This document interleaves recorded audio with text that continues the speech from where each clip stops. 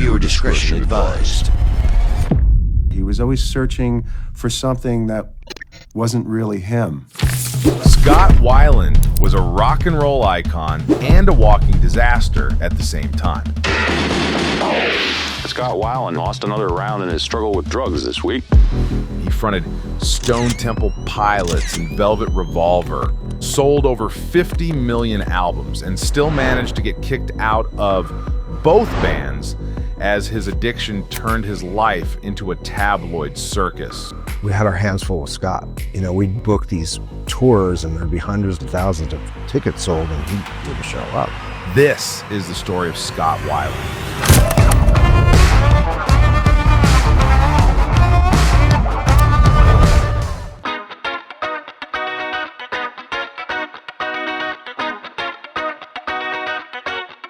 I'm Scott Weiland. To understand Scott Weiland, you have to start with Scott Klein, the child version of him that most people never think about. He was born in 1967 in San Jose, right in the middle of America's suburban boom. But his home life fractured almost immediately. His parents split when he was 2, and by 5, he had the last name of a strict stepfather.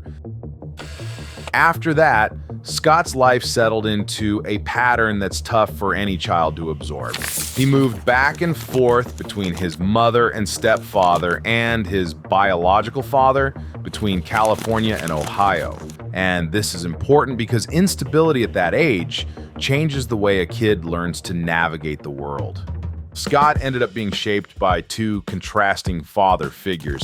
His stepfather was rigid, harsh, and controlling. Meanwhile, his biological father was the opposite. He smoked pot and introduced him to cool music 1 record at a time. You can already guess which version of manhood young Scott found more exciting. And that choice shaped everything that came later.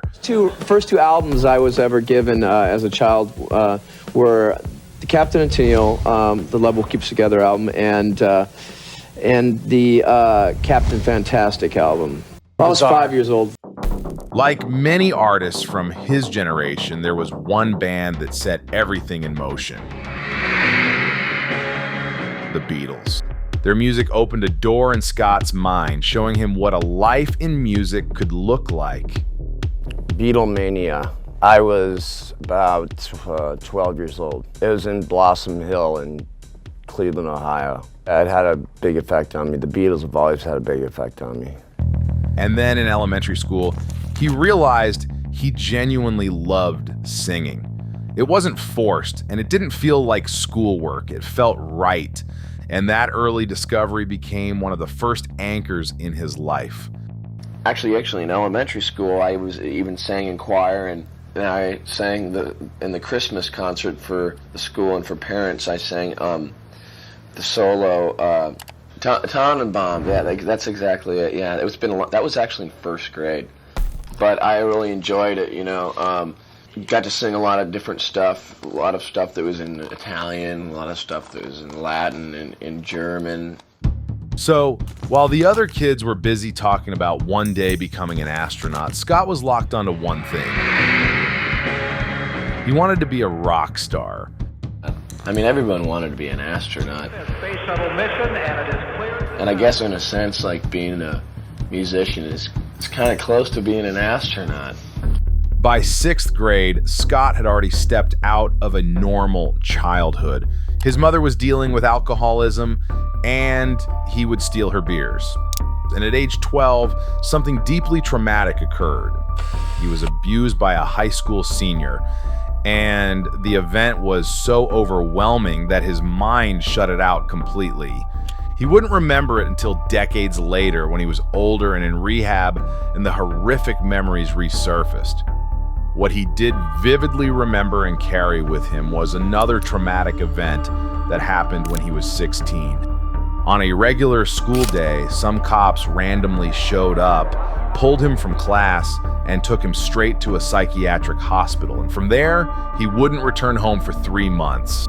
Only later he would learn that his parents had called the cops on him when they discovered he was experimenting with substances. When I was in high school, I actually was going through that teenage kind of like parents and me don't get along so well kind of time.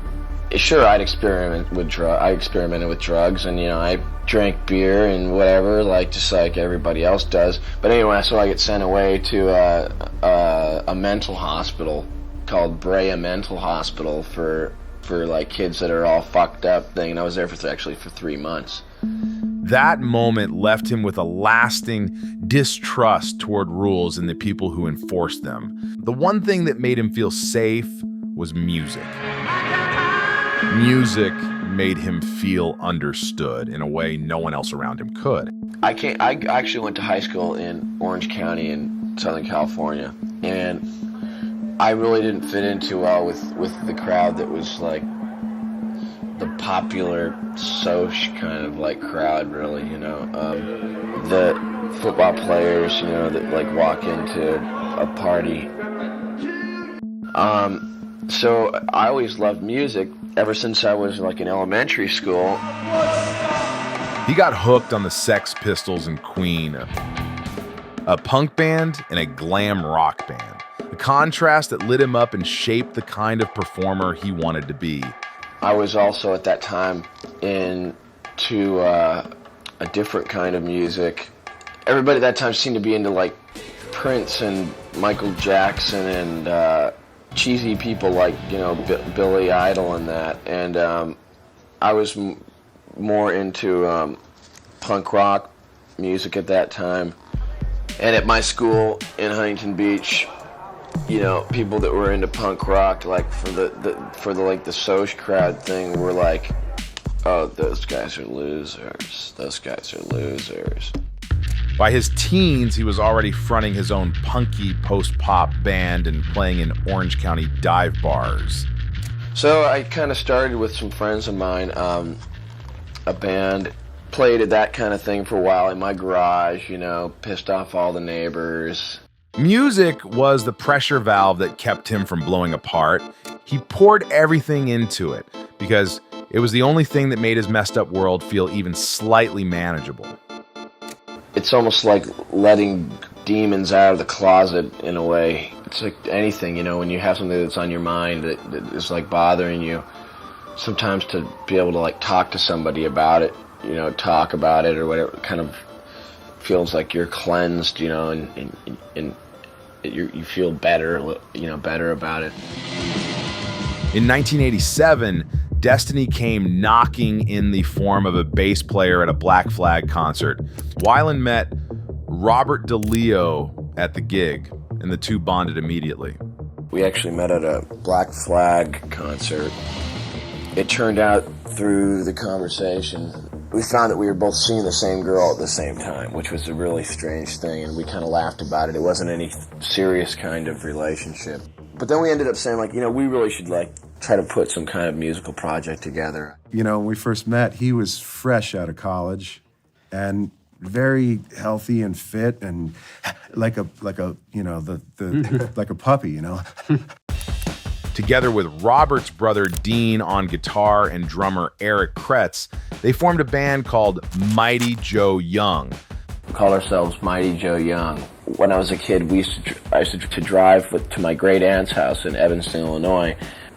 Being bored, I sat around and watched a lot of Thanksgiving holiday TV, and Mighty Joe Young seemed to be on every single Thanksgiving. It was like one of those things, and that we ended up adopting that name.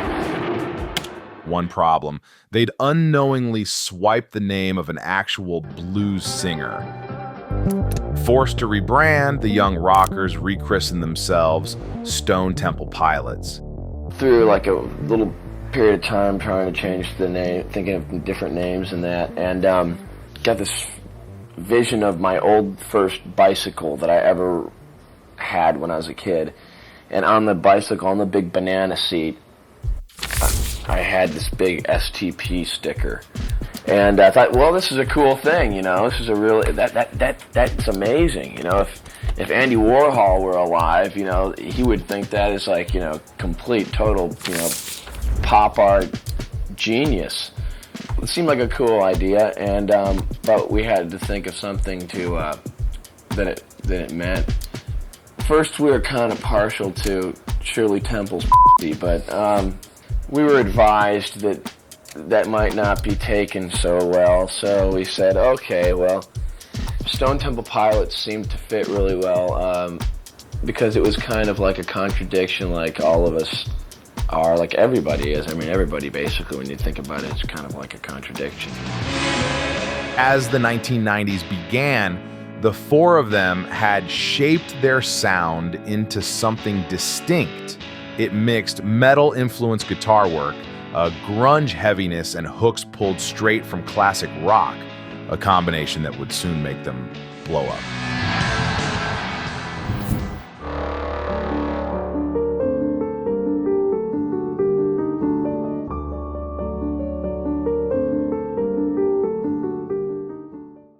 I sing for a band sometimes called STP.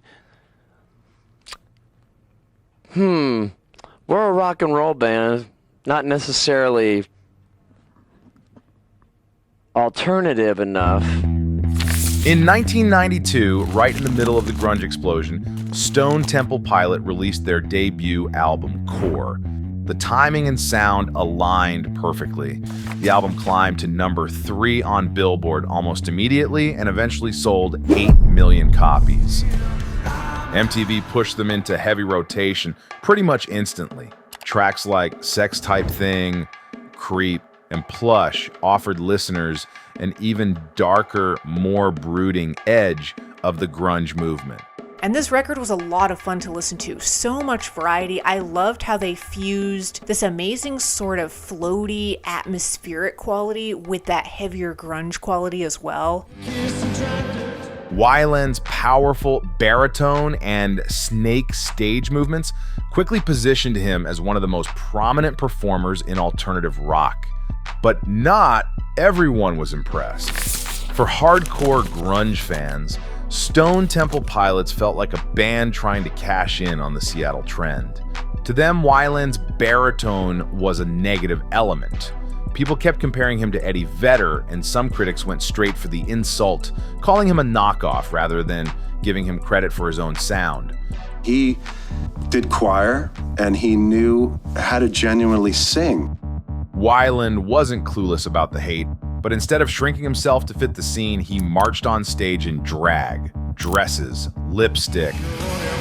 Seeing Scott Weiland thrashing around in a miniskirt and smeared makeup under blinding stage lights wasn't something the purists were ready for. But while the critics critiqued, Core bulldozed right past them. The band was everywhere on MTV, and Scott was riding the rockstar rocket at full speed. Their second album, Purple, debuted at number 1 on Billboard and proved they weren't just a fluke. They showed growth too. If you listen to Purple compared to Core, there's a different sound. I think that one goal that I always had, and lucky enough it worked out with STP, was every album we changed our sound. Their sound was still heavy, but now more melodic, which even some former skeptics had to respect. The bluesy stomp of Vaseline, the warm acoustic feel of Interstate Love Song, and the shadowy swagger of Big Empty highlighted how much the band had grown in just 1 year. And by the end of '94, they were selling out arenas worldwide. All those visions that you had at a really young age, at 17 and 18, of like, just out gigging and writing your songs and playing them, and you know, it was all moving like this, and it was just such a really beautiful, exciting time. We achieved our dream, you know. It was like we were rock stars, and we had a free pass to mass indulgence, and we were going to experience the whole entire thing. The thing that I regret was at the end of the tour, I told him, I said, look, Scotty, you're going to be huge, you're going to have money, you're going to have drugs, you're going to have pussy, and it's going to be everywhere. And I said, if you do anything, stay away from heroin. And I probably should have said, do as much as you can, because, you know, he did the exact opposite. You know, I always had a desire to try heroin. Scott embraced the rock star role completely. His appearance shifted constantly, moving from punk rock to full-on extravaganza. By now he had proven he was more than an Eddie Vedder knockoff. He'd embraced a glam punk theatricality that set him apart from the brooding grunge pack. I watched certain performers like David Bowie, Jane's Addiction, and saw that frontmen like that were artists in the studio, but also performance artists when they played on stage. I wanted to have that kind of dynamic. I wanted to be a performance artist, and I wanted to really own the stage. But there was something inside of him that he, was always searching for. He was always searching for something that wasn't really him. I don't think he was genuinely happy with himself. He was always looking to be, he went through a lot of phases. In 1995, Weiland was arrested for possessing heroin and cocaine. During the traffic stop, the officers were looking inside the car like you normally do with your flashlights, what have you, and they observed a hypodermic syringe on the floorboard of a car. The arrest led to court-ordered rehab and put his name on the news for all the wrong reasons.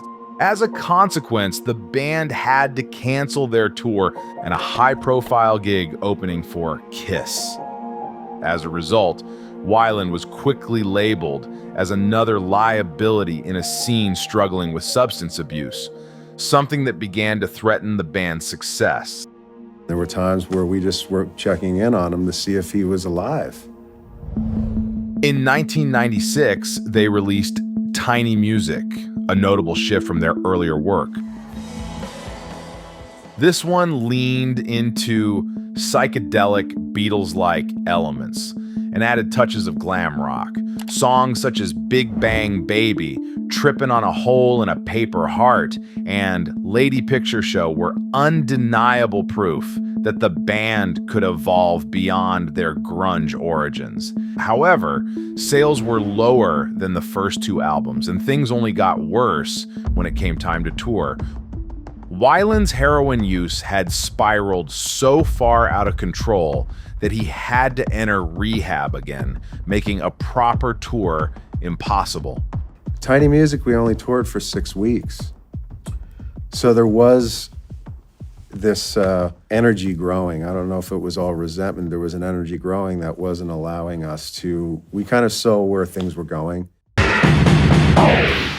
Scott Weiland lost another round in his struggle with drugs this week.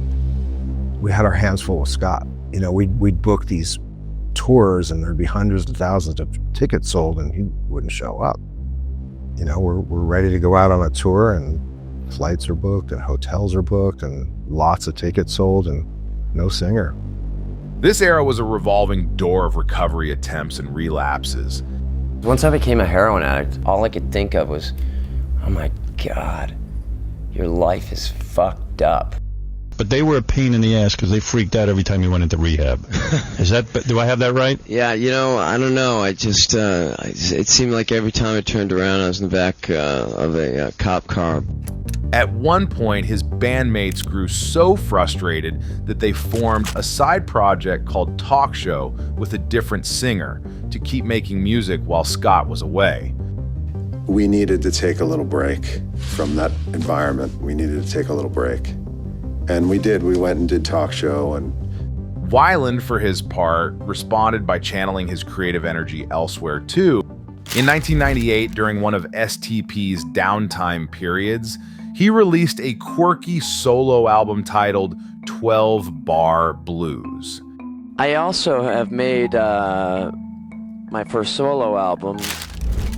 It was a commercial flop, but still, it demonstrated something often lost in the headlines.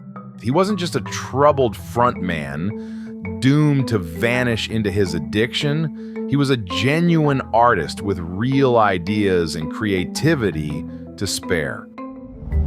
By 1999, STP somehow found their footing again and dropped number 4, an album with a heavier sound that seemed to reassert their place in rock music. because we took about 2 years off, and I really was the catalyst to get the band back in to do number 4. And somehow, out of all that chaos, they scored another hit, Sour Girl. A bittersweet, Beatles-like track that sat on radio next to the heavier single, Down. The music video even featured Sarah Michelle Gellar and became a staple of late TRL playlists. Now, did you choose her? Yeah. Did you choose her? Yeah, I did. And the reason being, I've been a big fan of Buffy the Vampire Slayer for quite a long time. And when we were, thought about casting for that video, I thought about Sarah Michelle right away, and it was really great working with her. Weiland later explained that he wrote Sour Girl about the end of his marriage to his first wife, Janina Castaneda. Was she, the ex-wife, was she sour? Well, it's just kind of saying, like, you know what? She, in a sense, she was kind of cursed the day she met me. It's like, and a lucky girl and a happy girl the day that, she walked out of my life. I made some bad relationship choices in the past. Was she sour, or were you sour? I mean, who's sour? Sour as in unhappy at the time. Oh, okay. And I guess, sort of through those mistakes that you make in life, you just hope that, you make commitments to not make the same ones, and that's kind of what the song's about. I went through, Scott, a tough time. In classic rock star fashion, he finalized that divorce and quickly married model Mary Forsberg, all within the same time frame. Number 4 was a success, but shortly after it came out, Scott violated probation from his earlier drug bust and got slammed with a jail sentence. So, while the band was clawing their way back into the spotlight, their frontman was literally behind bars, unable to promote a thing. That's what happened. So Scott wound up serving 6 months of his 1-year sentence. And Atlantic at that point said, this record's done. Let's just go work on something else. By then, the chemistry between him and the rest of the band was almost entirely eroded. I'm never going back into rehab. You're not? I'm never getting loaded again. This is like the You said that way my life is, going to be now. Scott, I love you, but even I don't believe tape. you. I don't believe you. Sometimes you can get a little impatient with one another's routine, shall we say. Well said. Well said, yeah. They pushed out one more album together, Shangri-La Dee-Da. It was a solid record and gave us the single Days of the Week. But at this point, Scott was so lost in his own self-destruction that the rest of the band could barely stand working with him. In 2002, during their tour, internal tension turned into regular shouting matches and even physical fights backstage. Actually, we went through a period where on our last tour where it got really bad, and then I didn't speak to them for a long time. By the end of it, the band officially split in a haze of bad blood and exhaustion. Weiland had become the definition of a rock and roll burnout, brilliant but unstable. Little did anyone know, the next chapter of his saga was about to be even crazier.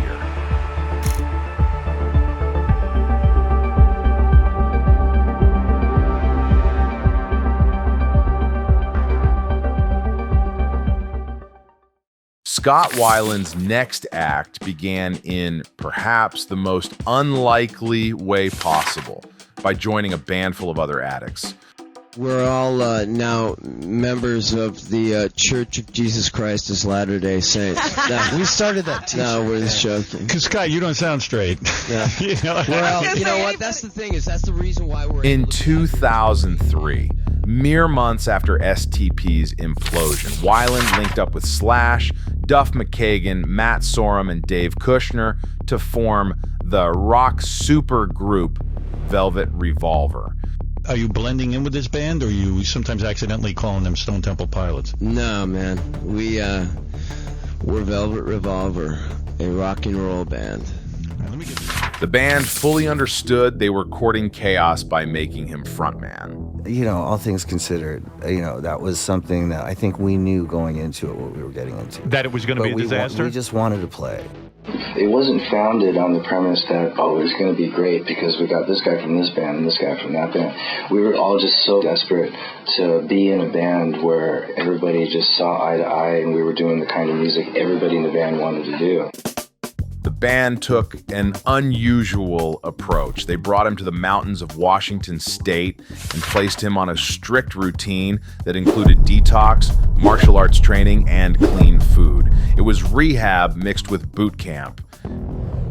In 2004, Contraband dropped and immediately hit #1 on Billboard. Overnight, Weiland was back where he always seemed to end up, right at the top. The album produced the massive hit Slither, a dirty hard rock anthem that dominated radio and won the band a Grammy for Best Hard Rock Performance. Fall to Pieces was basically Weiland's heart on his sleeve. The lyrics were a transparent chronicle of his drug struggles and the lifeline of support he'd found, presumably from his wife Mary or his new bandmates. Velvet Revolver followed their success with a large world tour, performing across the US, Europe, and Asia. For a short period, Scott appeared stable and in control, as if he had finally reversed his downward trajectory. But that stability was temporary. When the band released their second album, Libertad, in 2007, it failed to match the impact of their debut. The response was muted, and sales dropped sharply to only a few 100,000 copies. And right on schedule, Scott slid back into the wreckage with a DUI and rumors of relapse. And Scott's a wonderful guy. He's gifted, like he's a great singer and stuff. Like, great, so much soul. Great melody writer, and it's just too bad to see a guy. You see him stumble, and it's like, dude. And especially around us, like we were all guys who'd stumbled, and hey, guy, we've already been there. Yeah. You're safe with us. Yeah. You can, but I wish the best for him. In early 2008, out of nowhere, Scott grabbed the mic while on stage and told the crowd they were watching the last tour by Velvet Revolver. His bandmates were blindsided.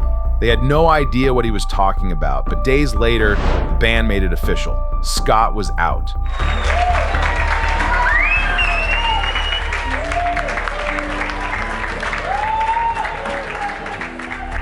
Scott unloaded in his memoir, claiming he had joined the band only for the money, but that he never truly liked those songs. It was a bitter end to the band's brief run.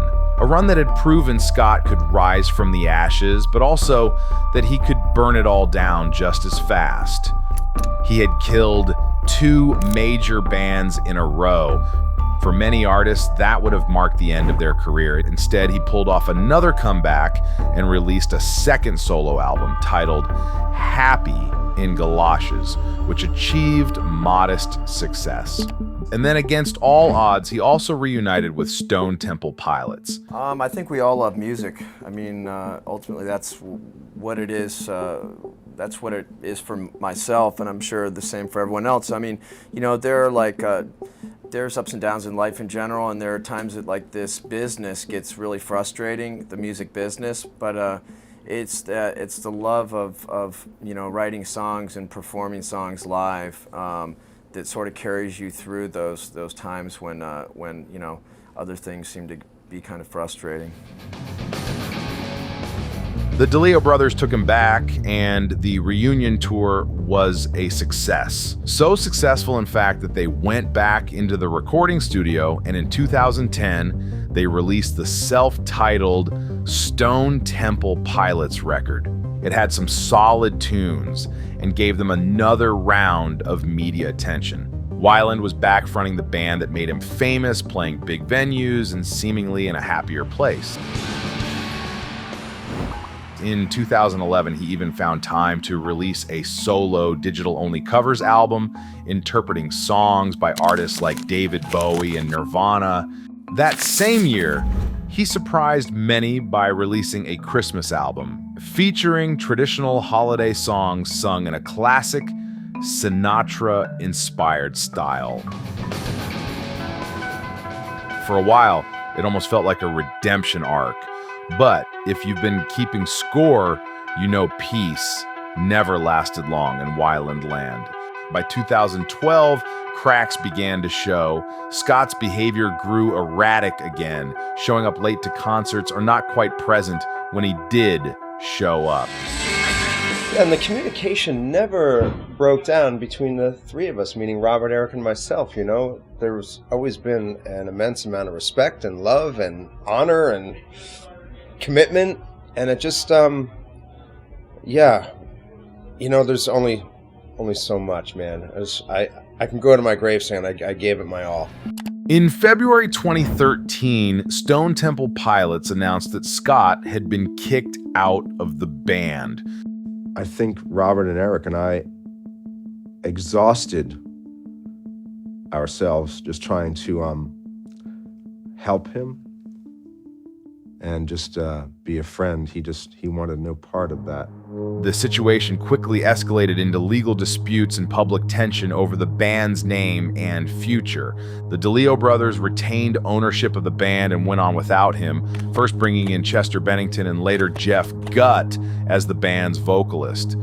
What is with the amount of crap that Stone Temple Pilots is getting for trying to have a singer that at least can show up on time and sing the shows? You know, Chester Bennington was in Stone Temple Pilots for a year and a half or so. And, you know, the amount of hate that they were getting on their own Facebook feed from their own fans, hate towards Chester and, you know, mad at the DeLeo brothers for just trying to have a normal career. But Scott kept busy.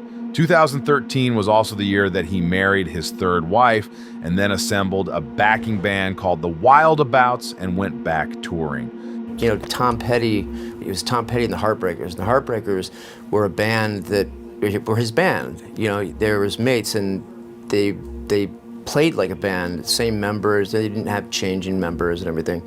So I've had these guys back up with my solo band for years now, and he knew nostalgia still paid the bills, so he built his tour around old STP hits. And even without the real band, fans still showed up to hear the voice that once ruled the 90s. Scott and the Wildabouts eventually dropped Blaster in March 2015. It was supposed to be a victory lap, another rebirth for Scott. Instead, one day before the album's release, guitarist Jeremy Brown died suddenly at 34. The death was ruled accidental and drug-related. Scott was wrecked. He forced himself on stage, but the record didn't move units. The rooms were small, the spotlight was gone, and as you can imagine, he sunk deeper into substance abuse.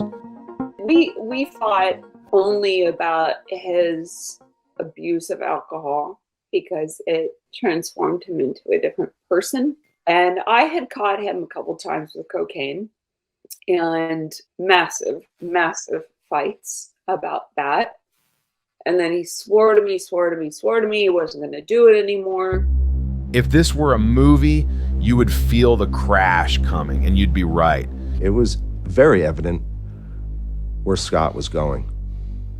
He had a new posse of people around him as, you know, that just kept feeding him all that he was. And they left out one vital part of that, and that was his health and his well-being. Because everybody just wanted money. As time went on, the warning signs became impossible to ignore. Fans noticed Scott looked slower and disconnected. He often seemed dazed on stage, often slurring the words to his songs and barely keeping up with the band. You know, they had him doing an ungodly amount of shows in a short period of time, and we were really separate at that point. He was out doing his whatever that band was called. He had Wild Abouts. And I knew it wasn't going to bode well. But he had, he was surrounded by yes men. And that's one of the reasons he didn't want to be around us, because we were like, dude, we have your best interests in our hearts here. Like, this is probably not a good idea. Leave me alone. The performer who once commanded rooms had become depressing to watch. Some fans showed up out of concern, others out of morbid curiosity, and then eventually ticket sales dropped. In late 2015, Scott started canceling some shows because hardly anyone bought tickets. A brutal contrast to the days when STP sold out the same cities in minutes. Time was moving on, and Scott was barely holding on.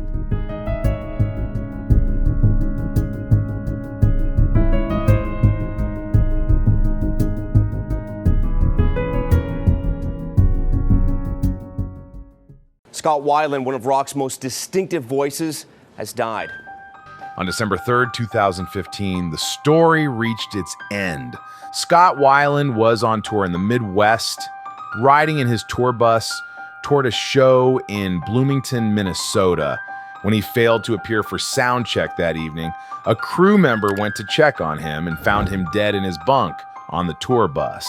He was 48 years old, and despite surviving a lifetime of substance abuse, he died in his sleep, quietly. Reports say that Weiland passed away in his sleep last night on his tour bus in Bloomington, Minnesota. Weiland battled substance. The official cause was ruled an accidental overdose, something his family didn't fully agree with. They all tried to write it off like, oh, he overdosed, like he just overdosed, like and to be honest, I'm just gonna be flat out, like, I don't really like the woman who was once my stepmom, but she actually, what I will say that she probably isn't lying about is that, and that I would bet more than anything, is that he had a heart attack.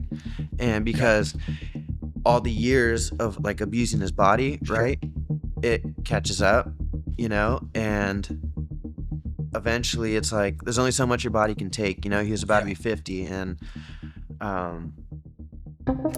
his heart was damaged, his health was gone, and the lifestyle that fueled his art finally took everything back. Because of his years of heroin abuse, his years of alcohol abuse, and his years of being essentially a chain smoker, the main artery in his left ventricle of his heart was 95% blocked. Wow. Basically, all anybody had to do was go, boo, and he would have died. So nobody wants to talk about that. They want to be, oh, he overdosed. He was an addict. That's not why he died. Yes, he had those things in his system. That's not what killed him. In a heartbreaking and darkly poetic twist, he died on a tour bus. That liminal space between gigs that was basically his home for much of his adult life. One more fallen 90s icon to add to the list, alongside Cobain, Staley, and Cornell. But many other musicians who have died since Scott, who truly overdosed or committed suicide, for some reason they are held on some kind of goddamn pedestal. And he's just like, oh, well, Scott Weiland, he fucked up again and then he died. And I am livid about that. Weiland had achieved more in 48 years than most could in several lifetimes. He was the voice of not one, but two massively successful rock bands, selling over 50 million albums across his projects. He racked up Grammy Awards, multi-platinum records, and by any measure, he lived the rock star dream to its fullest heights. During the height of grunge, many singers adopted a restrained, almost detached stage presence. Scott went in the opposite direction. He took cues from Bowie, Jim Morrison, and Freddie Mercury and made it uniquely his own. And he enabled a new generation of younger rock singers to be bolder on stage and to unapologetically mix vulnerability with flamboyance. Even the critics who were so harsh in the early days have largely come around to acknowledging Weiland's place in rock history. In hindsight, people see how STP didn't really sound like anyone else from the grunge pack. They had their own groove, and Weiland's vocals were a huge part of that. He wasn't a one-trick pony. He could do the deep baritone croon, the feral rock scream, and even delicate, dreamy vocals. That chameleon voice made his music catalog richer and more varied than many of his 90s peers. On the other side, there is the cautionary lesson, a familiar pattern of addiction and self-destruction that has affected many artists across generations. What stands out is that Scott continued creating until the very end, even when his voice cracked, even when the crowds shrank, even when his body was clearly failing him. He was still out there, still expressing himself through music while the demons circled. There's something tragic but also deeply human about his persistence. Scott Weiland's story is both a story of triumph and failure, brilliance and loss. But at its core, this is the story of a kid who wanted to be a rock star and who actually got to live his dream all the way to the end. Let's be friends. Can't we all just get along? Bye.